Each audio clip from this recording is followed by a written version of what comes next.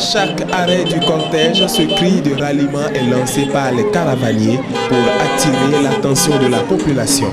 Les jeunes de la Ligue des forces progressistes, au cours de leur périple dans Kétou, tentent de convaincre les usagers de la ville.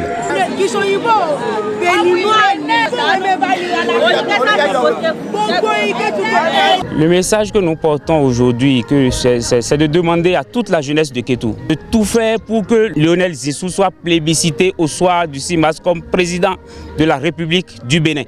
Toujours pour la victoire du candidat de l'Alliance républicaine, les coordonnateurs communaux de la campagne dans le plateau se sont retrouvés à Kpobé en prélude à la dernière semaine pour peaufiner les stratégies. 8 km environ de Kpobé centre. Nous sommes à Okeita, localité à un pas de la frontière du Nigeria.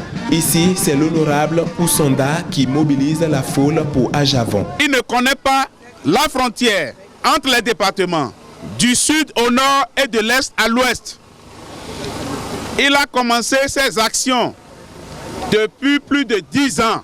C'est pour cela que nous vous invitons à sortir massivement le 6 mars prochain pour voter pour notre candidat.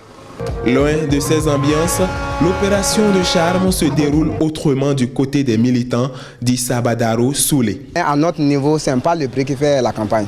Ce que nous cherchons aujourd'hui, c'est comment faire pour avoir la majorité après le scrutin. Nous, notre stratégie, c'est que si on voit des collègues, si le projet de société de notre président est plus important que le projet du président de son parti, nous, c'est à base de cela qu'on va essayer de le convaincre. Le chaos est devenu le mot d'ordre de la majorité des candidats, mais l'idée est loin de faire l'unanimité.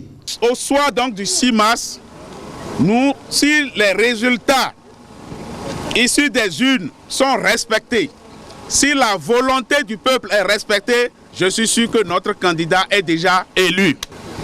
Je voudrais aussi ajouter de ne pas avoir peur. D'aucuns parlent de chaos. Dans le contexte actuel, le chaos est impossible.